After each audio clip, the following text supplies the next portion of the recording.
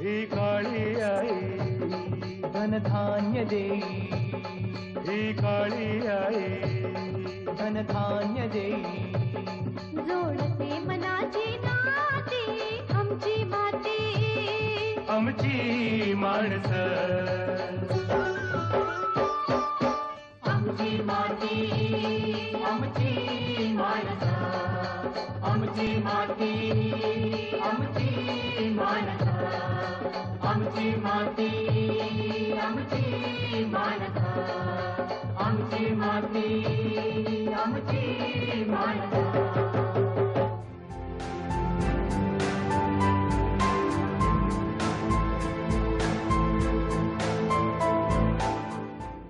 नमस्कार शेतकरी बंधूंनो, आजच्या या आमची माती आमची माणसं कार्यक्रमाच्या भागामध्ये आपलं हार्दिक स्वागत आहे. हवामानातील बदल, वैश्विक उष्णतेत होणारी वाढ याबाबत आता जागतिक स्तरावर मोठ्या प्रमाणावर विचारमंथन सुरू आहे. तर महाराष्ट्र राज्यातलं वनाच्छादनाचं हे प्रमाण आहे 20% आणि प्रत्यक्षात आपल्याला पर्यावरणाचं संतुलन आणि समतोल राखण्यासाठी हेच प्रमाण 33% इतकं वाढवणं आवश्यक आहे. आणि यासाठी मोठ्या प्रमाणावर वृक्ष लागवड करणं गरजेचं आहे. आणि त्यासाठी राज्य शासनाने अनेक महत्त्वाकांक्षी आणि महत्त्वपूर्ण योजना आणि प्रकल्प आपण राबवत आहोत. तर यामध्ये आपल्या सामाजिक वनीकरण विभागाचा जो सहभाग आहे हा अत्यंत महत्त्वाचा आहे. शहरी आणि ग्रामीण भागातील जे काही जल, वायू आणि ध्वनी प्रदूषण आहे हे देखील कमी करण्यासाठी उपलब्ध जागांवर मोठ्या प्रमाणावर वृक्ष लागवड करणं गरजेचं आहे. आणि सामाजिक वनीकरण विभागामार्फत हे काम मोठ्या प्रमाणावर चालू आहे. तर याविषयी जास्तीत जास्त माहिती घेण्यासाठी आज आपल्याकडे सामाजिक वनीकरण विभाग अहमदनगर येथील उपसंचालक चंद्रकांत तांबे सर आलेले आहेत. तांबे सर, आपल्या या कार्यक्रमामध्ये हार्दिक स्वागत. नमस्कार. तर सर, प्रथम आपण असं सांगा की या विभागाची स्थापना नक्की कोणत्या उद्देशाने झालेली आहे आणि केव्हा झालेली आहे?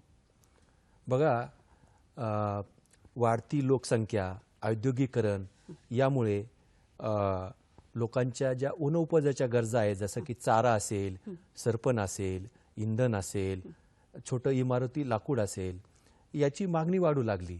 पण नैसर्गिक वनांपासून त्याचा पुरवठा कमी होऊ लागला आणि यामुळं नैसर्गिक वनांवर खूप ताण पडू लागला. आणि मग हा ताण शमविण्यासाठी सामाजिक वनीकरण विभागाची निर्मिती करण्यात आली. सामाजिक वनीकरण विभागाची निर्मिती सन 1982 साली करण्यात आली. हा तर प्रमुख उद्देश होताच, परंतु वनेतर क्षेत्रावर वनीकरण होण्यासाठी लोकांमध्ये वनीकरण, पर्यावरण याविषयी जागृती होणे, जनजागरण होणे हा एक उद्देश त्याच्या मागे होता.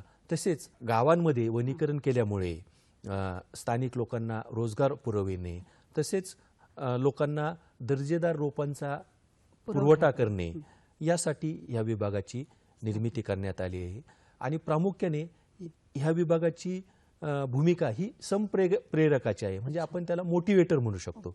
बरेच जे विभाग आहे, कृषी विभाग असेल किंवा सार्वजनिक बांधकाम विभाग असेल, वन विभाग असेल, यांची भूमिका ही एक्झिक्युटिव्हची असते.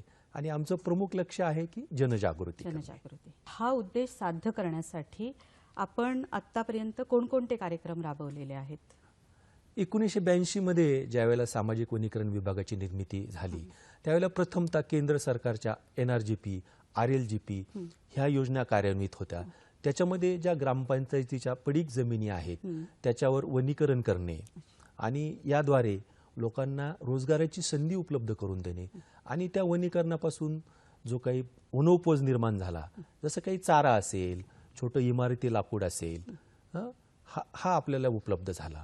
त्याच्यानंतर लोकांमध्ये विद्यार्थ्यांमध्ये पर्यावरण, वनीकरण याविषयी जागृती निर्माण केली आणि लोक आमच्याकडे रोपांची मागणी करू लागली. मग आम्ही आमच्या मध्यवर्ती रोपवाटिका सुरू केल्या. साधारणतः प्रत्येक जिल्ह्याच्या ठिकाणी एक मध्यवर्ती रोपवाटिका असते. त्याच्यामध्ये दर्जेदार वानिकी रोपं जसे की वड, पिंपळ, आवळा, जांभूळ, आंबा, काशी अशा प्रकारची आपल्या भागामध्ये येणारी आपण रोपं तयार करतो. त्याच्यानंतर साधारणतः 1990च्या दशकामध्ये एकात्मिक पडीक जमीन हा कार्यक्रम सुरू करण्यात आला आणि याच्यामध्ये वनीकरण कामाबरोबरच जी काही जल व मृदू संधारणाची कामे होती ती प्रामुख्याने आमच्या विभागाने केली आणि यामध्ये खूप असा चांगला प्रतिसाद मिळाला, लोकसहभाग आम्हाला मिळाला, लोकांची क्षमता बांधणी करण्याचं काम आम्हाला उपलब्ध झालं. त्याचबरोबर मग पुढे रोजगार हमी योजना आली आणि त्याच्यामध्ये खाजगी पडीक जमिनीवर आमच्या विभागाने लोकांच्या शेतामध्ये किंवा शेतीच्या बांधावर साग, सुरू, शिवण किंवा मिश्र प्रजातीची आवळा असतील, सीताफळ असतील, अशी बांबू असेल, अशा प्रकारची रोपणं केली आणि त्याच्यामुळे लोकांना एक चांगलं उत्पन्नाचं साधन सुद्धा निर्माण झालं.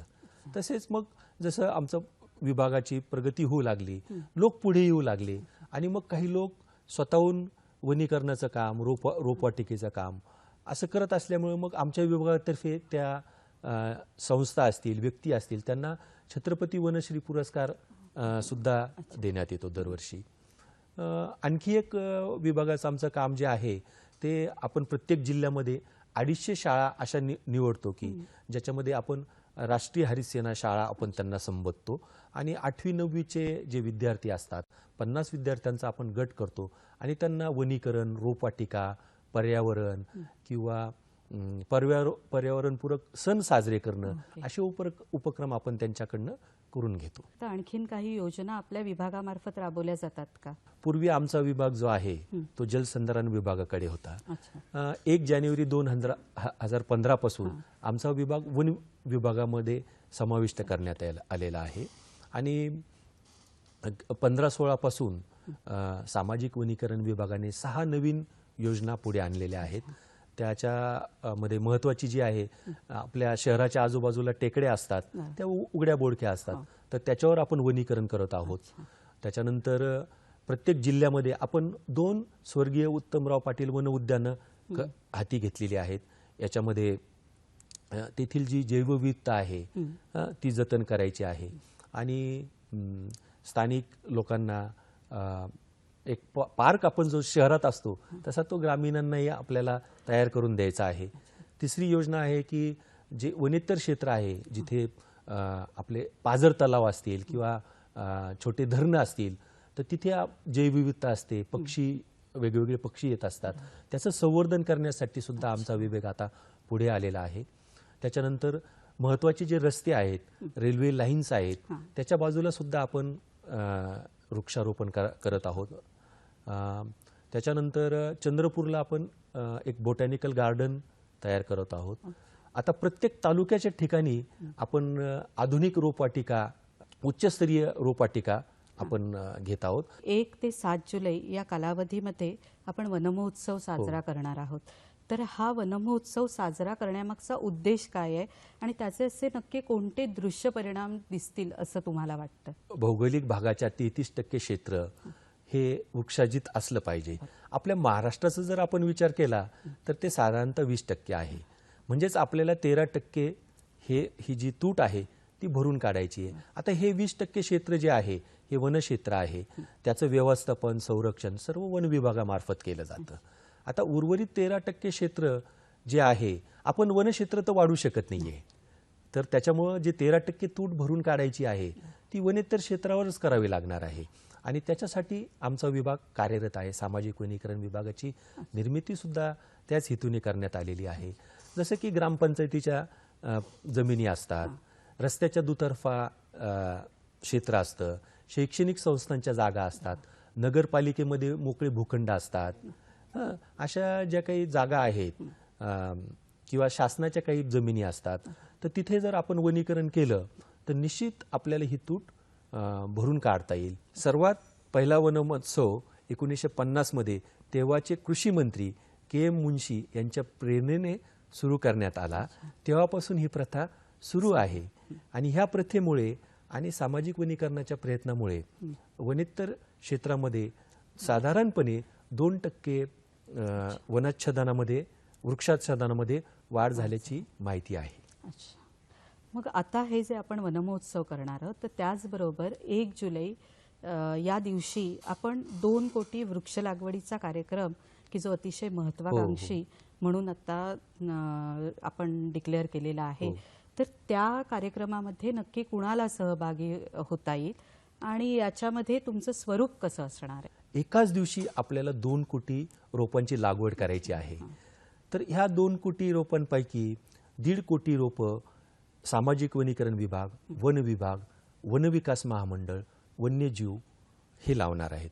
तर उर्वरित 50 लाख रोपं जी आहेत ते शासनाचे इतर विभाग आहेत. साधारणतः महसूल विभाग आहे, कृषी विभाग आहे, जिल्हा परिषद आहे, त्याच्यानंतर नगर विकास आहे, असे शासनाचे वेगवेगळे विभाग आहेत. 20 ते 22 विभाग आहे, त्यांचा सहभाग आहे असणार आहे. आणि त्याचबरोबर ज्या अशासकीय सेवाभावी संस्था आहेत, NGOज असतील, कुठं प्रतिष्ठानं असतील, मंडळ असतील किंवा खाजगी व्यक्तीसुद्धा असतील, ह्या सर्वांना आपण त्याच्यामध्ये सहभागी करून घेणार आहोत.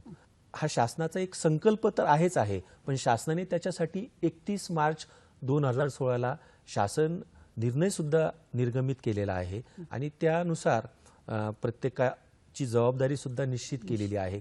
कसा कार्यक्रम करायचा हे अगदी शासनाने नियोजनबद्धरित्या सांगितलेलं आहे. तर याच्यासाठी शासन स्तरावर माननीय मुख्य सचिव आहेत यांच्या अध्यक्षतेखाली एक समिती स्थापन करण्यात आलेली आहे. त्याच्यामध्ये शासनाचे जे विविध विभाग आहे त्यांचे जे प्रधान सचिव असतील किंवा सचिव महोदय असतील हे त्याचे सदस्य आहेत. तसेच वन विभागाचे प्रधान मुख्य वनसंरक्षक व वनबल प्रमुख तसेच माहिती संचालनाचे महासंचालक हे देखील सदस्य आहेत व या समितीचे सदस्य सचिव प्रधान मुख्य वनसंरक्षक सामाजिक वनीकरण महाराष्ट्र राज्य हे असणार आहेत. त्याच्यानंतर बघा जिल्हा स्तरावर सुद्धा आपण जिल्ह्याच्या स्तरावर खूप काम होत असतं आणि जिल्हा स्तरावर आपण समिती स्थापन केलेली आहे आणि जिल्हाधिकारी त्या समितीचे अध्यक्ष आहेत आणि शासनाचे जे काही जिल्हा स्तरावरचे विभाग प्रमुख आहेत ते त्याचे सदस्य आहेत. उपसंचालक सामाजिक वनीकरण विभाग हे त्या समितीचे सदस्य सचिव आहेत. त्याचप्रमाणे तालुका स्तरावर सुद्धा खरोखर काम होणार आहे म्हणून महसूल विभागाचे जे प्रांत अधिकारी आहेत किंवा उपविभागीय अधिकारी महसूल यांच्या अध्यक्षतेखाली तालुका स्तराची समिती आहे.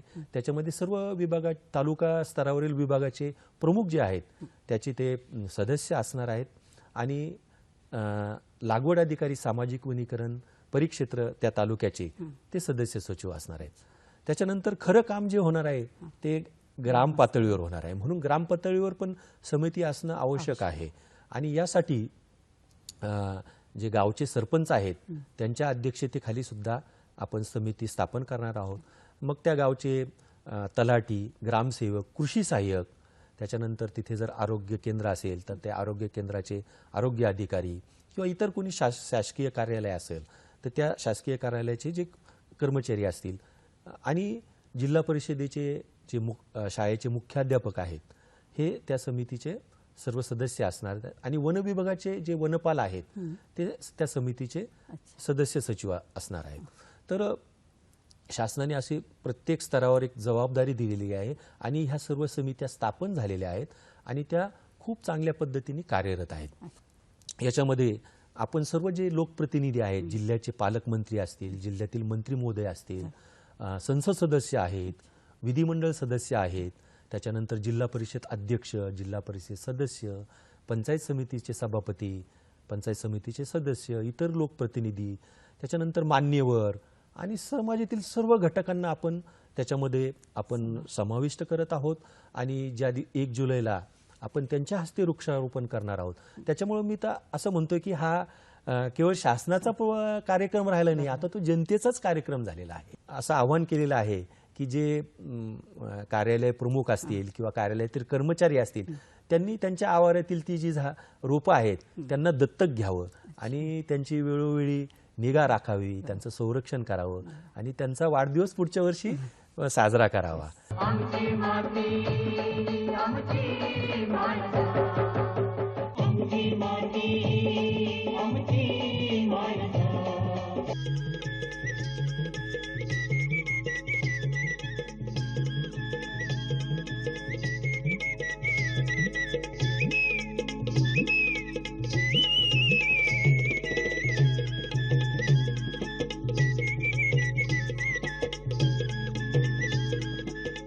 आमची माती आमची माणसं. प्रसारण सोमवार ते बुधवार आणि शुक्रवार संध्याकाळी 6:30 वाजता. पुनःप्रसारण सोमवार ते गुरुवार सकाळी 6:30 वाजता. आमची माती आमची माणसं. हे झालं आता लागवडीबाबत, परंतु त्याचबरोबर याचं संगोपन देखील तितकंच महत्त्वाचं आहे. म्हटलं जातं की खरोखर झाडं लावणं तसं सोपं आहे, परंतु त्याची जी नंतरची देखभाल आहे, संगोपन आहे, त्याचं संरक्षण आहे, हे एक आपलं आव्हानात्मक काम आहे. आणि आमच्या विभागाने निश्चित त्याच्यावर सुद्धा उपाय आखलेले आहेत. वन विभागामध्ये जे काही वृक्षारोपण होणार आहे, रोपणं होणार आहेत, तर ज्या गावांमध्ये वनसंरक्षण समिती आहे तर त्याचं संरक्षण ती वनसंरक्षण समिती करणार आहे. आणि ज्या ठिकाणी आवश्यक असणार आहे त्या ठिकाणी आपण 1000 रोपांच्या मागं आपण एका कुटुंबाला रोजगार देण्याचा शासनाचा असा प्रस्ताव देखील आहे. त्याच्यानंतर आपण जे वनेतर क्षेत्रावर आपण रोपण करणार आहोत किंवा इतर शासकीय विभागांच्या समजा कार्यालयात रोपण केलं तर आपण असं आवाहन केलेलं आहे की जे कार्यालय प्रमुख असतील किंवा कार्यालयातील कर्मचारी असतील त्यांनी त्यांच्या आवारातील ती जी रोपं आहेत त्यांना दत्तक घ्यावं आणि त्यांची वेळोवेळी निगा राखावी, त्यांचं संरक्षण करावं आणि त्यांचा वाढदिवस पुढच्या वर्षी साजरा करावा.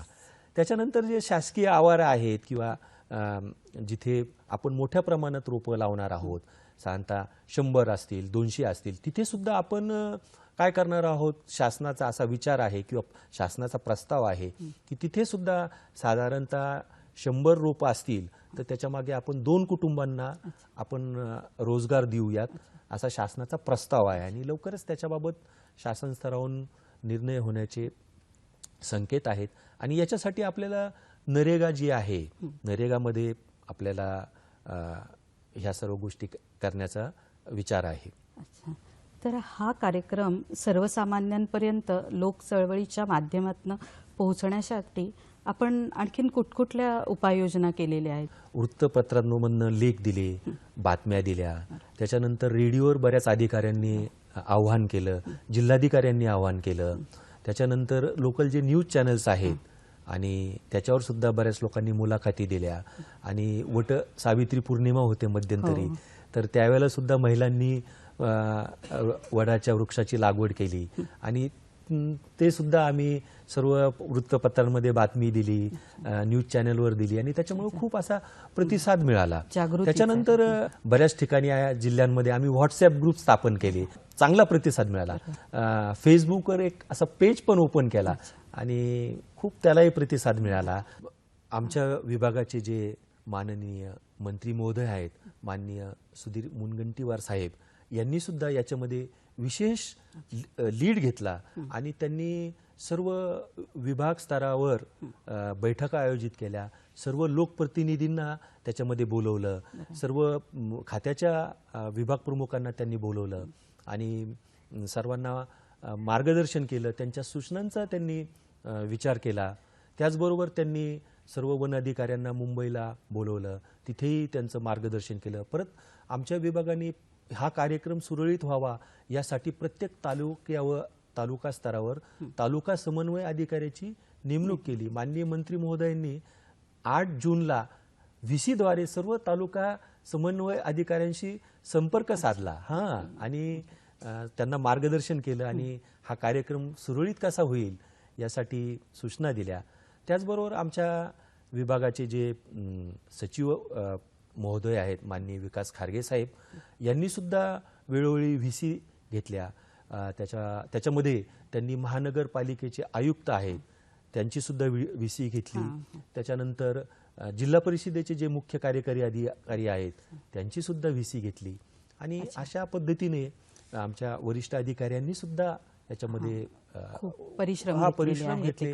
आमचे जे विभागाचे प्रमुख आहेत, माननीय सार्जन भगत साहेब, वनबल प्रमुख, त्यांनी सुद्धा वेळोवेळी व्हीसी घेतल्या. सामाजिक वनीकरण विभागाचे जे महासंचालक आणि प्रधान मुख्य वन संरक्षक माननीय अतुल चड्डा साहेब आहेत, त्यांनी सुद्धा मार्गदर्शन केलेलं आहे. वृक्षारोपण करताना वृक्ष आपल्याला सर्व निस्वार्थपणे देतात, ही जी भावना आहे, ह्या भावनेजने जर आपण वृक्षारोपण केलं एक तर आत्मीयतेने निश्चित करायला हवंय. तर निश्चित आपलं जे जीवन आहे ते अधिक आनंदमय होईल आणि चैतन्यमय होईल. आमची माती आमची माणसं. तर आता या विशेष कार्यक्रमामध्ये आपण जसं म्हणालात की हे ईश्वरीय कार्य आहे किंवा ही लोक चळवळ आहे, तर त्या निमित्ताने आपण शेतकऱ्यांना किंवा नागरिकांना काय सांगू इच्छिता? बघा, आता आपण साधारणतः जो रोज प्राणवायू घेतो, तर त्याचा जर आपण विचार केला तर रोज आपल्याला 3 सिलेंडर प्राणवायू लागतो. एका सिलेंडरची किंमत 700 रुपये आहे. तर साधारणतः आपण 2100 रुपयाचा प्राणवायू घेतो. आणि हे सगळं वृक्ष आपल्याला कुठलाही निस्वार्थपणे देत असतो, कुठलाही मोबदला आपल्याकडनं घेत नाही. आणि हे हे हे जे युग आहे हे स्पर्धेचं युग आहे. मनुष्य सारखी धावपळ करत आहे आणि या धावपळीमध्ये तो निसर्गापासून आणि स्वतःपासून सुद्धा दूर जात आहे. तर शासनाने ह्या वन महोत्सवाद्वारे आणि ह्या वृक्षारोपणाद्वारे एक सर्व नागरिकांना एक चांगली संधी निर्माण करून दिलेली आहे. वृक्षारोपणाचं एक व्यासपीठ निर्माण करून दिलेलं आहे. आणि ह्याद्वारे आपण जर वृक्षारोपण केलं तर निश्चित आपण निसर्गाकडे परत जाऊ शकतो आणि त्याद्वारे आपल्यामध्ये पण आपण डोकावू शकतो. आणि बघा, वृक्षारोपण करताना वृक्ष आपल्याला सर्व निस्वार्थपणे देतात. ही जी भावना आहे, ह्या भावनेने जर आपण वृक्षारोपण केलं तर निश्चित आपलं जे जीवन आहे ते अधिक आनंदमय होईल आणि चैतन्यमय होईल. आणि हे ईश्वरी कार्य आपण केल्याचं आपल्याला एक आगळं वेगळं समाधान लाभणार आहे. त्याच्यामुळे मी सर्वांना आमच्या विभागातर्फे नम्रपणे विनंती करतो की आपण यामध्ये सक्रियरित्या सहभागी व्हा. वृक्षारोपण तर होणारच आहे, पण ते जगवायचं आणि पुढच्या वर्षी त्याचा आपल्याला वाढदिवस सुद्धा साजरा करायचा आहे. बरोबर आहे. आज तांबे सरांनी आपल्याला 2 कोटी वृक्ष लागवडीबद्दल आणि 1 जुलै रोजी आपण ही जे व्यापक प्रमाणामध्ये ही जी चळवळ घेतलेली आहे त्याबद्दल माहिती दिलेली आहे. ही एक केवळ लोक चळवळ किंवा केवळ एक इव्हेंट असं न राहता हे एक मिशन म्हणून आपल्याला याच्याकडे बघायचं आहे. आणि ह्या मिशनमध्ये आपल्याला 1 जुलै ते 7 जुलै या वनमहोत्सव या कालावधीमध्ये प्रत्येक नागरिकाने, प्रत्येक शेतकऱ्याने, प्रत्येक व्यक्तीने त्याच्या सोसायटीच्या, त्यांच्या शेताच्या आवारामध्ये जास्तीत जास्त वृक्ष लागवड करायची आहे. ही वृक्ष लागवड करून त्याचं संगोपन देखील करायचं आहे. पुढील वर्षी आपल्याला ह्या झाडांचा वाढदिवस साजरा करायचा आहे. तर ह्या उद्देशानेच जर आपण या लोक चळवळीकडे बघितलं तर हा वनमहोत्सव आपल्याला नक्कीच यशस्वी करता येईल आणि त्यामधून आपल्याला पर्यावरण संगोपनाचं जे काम आहे ते आपल्याला नक्कीच चांगल्या पद्धतीने करता येईल. सर, आज आपण इथे आलात आणि आपण प्रेक्षकांना जी काही चांगली माहिती दिलेली आहे त्याबद्दल दूरदर्शन केंद्राच्या वतीने आणि प्रेक्षकांच्या वतीने मी आपले हार्दिक आभार मानत आहे. धन्यवाद. धन्यवाद.